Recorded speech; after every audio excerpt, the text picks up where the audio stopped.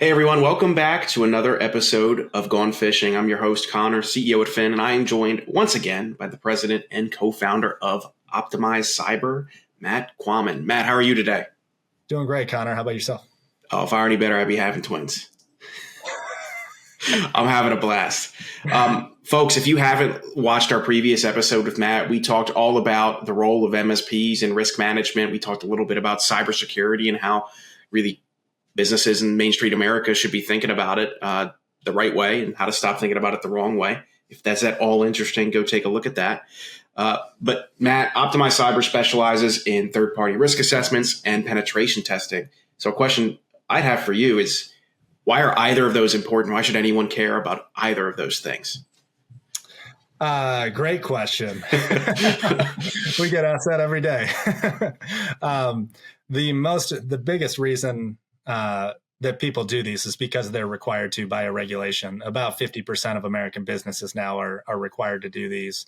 And now everyone's downstream somehow of a very large organizations that requires their supply chain to do these things. So being proactive can start helping you land new deals that otherwise you're not going to be able to. We get that question all the time, right? Hey, I need to get a pen test done by tomorrow to get this deal signed. A one-day pen test, you don't want that. So try to plan a little bit ahead on that. On the risk assessment and risk management side, the biggest cause of losses in cyber incidents right now, I'm going to ask you, Connor, what's driving the biggest amount of losses when you have a cybersecurity incident? Is it the ransom payout? Is it the recovery? What is it? I actually don't know if I know this off the top of my head. I know the biggest source of a breach and then the escalation of it inside of a business is humans making mistakes. That is correct. Trick question. So it used to be recovery. Recovery was where the majority of money was spent on a ransomware case by far. But the biggest headache in the industry right now is I have a ransomware incident, I get recovered, but your data, 9 people's data got out there, or 900,000, doesn't matter. There are now class action lawsuits being filed in the vast majority of these incidents, and you're seeing large amounts of financial settlements at the end of that. So if you talk to cyber claims folks in the insurance space, they'll talk about this as the long tail of an incident, because it used to be, all right, 20 days and we get recovered. I lost 300,000 on this claim. It was a bad month for the good guys, but client's up and running again, and there we go. Well, now you're having these very long lawsuits where now we're going to litigate for 3 to 5 years or pay a big settlement. And that $300,000 loss can turn into $3 million, $30 million, in some cases, hundreds of millions of dollars. So having a trail of risk management is very, very important. You do not want to be combing through emails saying, me and Connor emailed about this and we talked about this and we decided to accept this risk. That's not how you want to manage risk. You want to have annual risk assessment where it shows 4 years ago I was doing not so great. I improved this much the following year, and you show that over time I was improving. Obviously, if we had an incident, something went wrong, but we're trying to show that we want clients to be able to show that they were not negligent. It's really helpful for the MSP IT service provider as well, that their client was managing cyber risk even though something went wrong. And the client's ultimately going to save a lot of money by being able to defend against these class action lawsuits. It's got me wondering what the fallout of the AT&T leak that is really relevant right now. I don't know when this episode is going to come out, but I wonder what the long tail of that's going to be, because that was 75 million records or something. I just got out of my time machine from the future, and I can tell you that the lawyers made a lot of money on that class action lawsuit. Seems like lawyers are always making a lot of money on these things, huh? That seems to be the theme. So a question I would have, you really can't mention cyber risk without also mentioning cyber insurance. Are cyber insurance policies requiring that these assessments happen, that you do penetration testing, that a third party does risk assessments, or is something else going on? The answer is clear as mud. The answer is kind of. Okay. So you will get incentivized pricing from most carriers if you're conducting third-party risk assessments or penetration tests on an annual basis. And certainly the downstream effect is we're going to improve your cyber risk profile to such a degree that you're going to save money on your policy and be able to get better terms and all that. There is language in a lot of policies that you have to be compliant with regulations that apply to you. So that would be the most direct, right? If you are a HIPAA entity and you've neglected taking care of your HIPAA requirements, now that's a little muddy when a claim happens, right? Also, you don't want to be in the regulators' crosshairs of having neglected your responsibilities in that incident. So it's not necessarily a go or no go criteria like MFA is. But risk assessment and penetration testing can go a long way either to reduced premiums or better coverage. You think we'll see that change, or is the industry, the cyber insurance industry, trending towards, it makes a ton of sense to me if I'm just sitting here and thinking about, regularly assessing or having somebody who is not a part of your organization regularly assess your stance from a cyber risk standpoint and then attempt to discover new vulnerabilities or existing vulnerabilities that should be handled. That all sounds super logical. Do you think the industry, the cyber insurance, the cyber risk industry will move in that direction and requiring those things? Probably not as a requirement, but they're already being incentivized by a lot of carriers, and I think they'll be further incentivized going forward. Just depends on how much people are going to be paying for cyber insurance in the future, and doing this at scale where it's cost efficient for carriers, brokers, clients, all that. Are these risk assessments something that should be done, in the whole scope of left of boom, right of boom, so, preventative or recovery? Are there different risk assessments for recovery and preventative, or should it only exist on one side of the boom, so to speak? So if my lefts and rights are correct, left of boom before an incident is definitely the time you want to be doing a risk assessment. The other would be right of boom, right? When you are encrypted, that's not a good time to do a risk assessment. Make sure you get recovered, get back up and running. Yeah. But certainly at that point, you want to show that hey, we identified some of the gaps we have. We improved our security. Give me insurance again, please, even though I had an incident. And also just decreasing the likelihood of an incident happening again. I really liked your perspective on, hey, one thing you probably don't want to come to light is if you had a conversation about this risk assessment and you're like, thumbs up, we're just going to retain that risk. Good job. Because in any incident after the fact, if that at all played into it, it's like you've kind of given anyone on the other side of your breach or your incident a smoking gun. It's like these people knew about it and they did nothing, and they admitted to doing nothing. Well, I can see where you're coming from with that. When I talked about that and the email chains, ultimately I'm talking about, we've seen some lawsuits, the SolarWinds lawsuits and things like that, where they're trying to prove that they were managing risk by showing emails and things of that nature. It's very disorganized and it's a big discovery. And that's where you will find a lot of smoking guns. In a risk assessment, in a format where we identify gaps and then we make decisions and priorities about what we're going to do, right? Every organization has things they could add to their security stack, but it's not reasonable to demand that people purchase every solution under the sun, right? So I would agree with you in one sense, right? If we ultimately said we're not going to put MFA on email because we don't want to, that's ugly and it has to be done, right? That's not really one of the optional ones.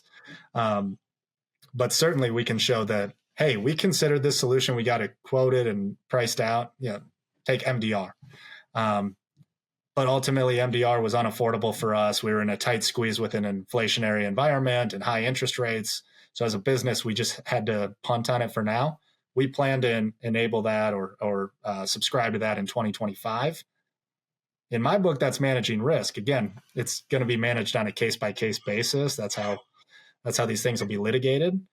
But in that realm where you understand the risk and you're growing into it or you're saving the pennies to go buy it, is showing a lot more proactive cyber risk management than, hey, I kept my head in the sand and I hear no evil, see no evil. I assumed we had no risk, and we had a lot of risk and we were negligent. So that's why I would feel different about it, is if you don't know about these risks, if you've never taken any steps to measure the cyber risk of your organization, how can you say you were managing cyber risk? I think I'm seeing the trend here is like the worst risk that you could have is the one you're completely unaware of because you haven't done enough discovery to figure it out. And then, by extension, the worst risk management program you could have is the one that never started, because how could you claim you do it at all to begin with? Right. And when you look at building take a client who's done zero security to date, like hasn't done anything. About 80% of the stuff they need to do is free stuff that they need to go configure. They need to work with their MSP and their IT services provider. We use our assessment as a roadmap for that MSP and IT services provider to prioritize the highest risk items and to go implement them. But 80% of this stuff is free, right? This is not all, it's not all a sell sheet or you got to buy stuff. A lot of security is in the mud. It's in the gains are in the mud of like infrastructure and configuring that firewall and rolling out MFA and having a process for wires to go out. None of that costs money. So people there's a lot of security gains to be had without spending a dime. People just need to be aware of them and prioritize this. It was like we were talking right before we started rolling right here. It's like, when I would give the presentations to small business development centers, it's like, how is it that the things that you should really do if you're starting your security journey are all free and all really common sense when you think about it? It's like, I probably should probably shouldn't answer a phone call from the IRS because they're probably not going to call me. I should look at this email a little bit more before I send anyone money. It's like, yeah, welcome to like the reason you really get those security systems and you put that patch on your front window or that little stake in your lawn is not that it'll make your house impenetrable. It's that they'll look at that and they'll like somebody who's willing to be a thief would look at that and be like, all right, I'm just going to go to the neighbor's house now because these people are protected in some capacity. It's like there was an Everybody Loves Raymond episode about that. It's a great one. Yeah, don't be a victim of opportunity. And that's most small business cybercrime is you just happened to be in the way. You weren't targeted. I don't know that I actually don't even have any data on this, but I'd be willing to bet that most cybercrime is not victims of targeting. It's victims of opportunity. And you just happened to be included in some bigger breach. And as a result, your information was out on the dark web or dark web is also something that the cyber industry uses as this. Yeah. When you try to explain to some people, it's just not indexable. Anything that's not indexable by a crawler is dark. It's dark web. They're like, I don't know what that means. It's like, oh, okay. So what role does optimized cyber play? Like, are you hired by the MSP to work with the small businesses? Are you hired by the small businesses to work with the MSP?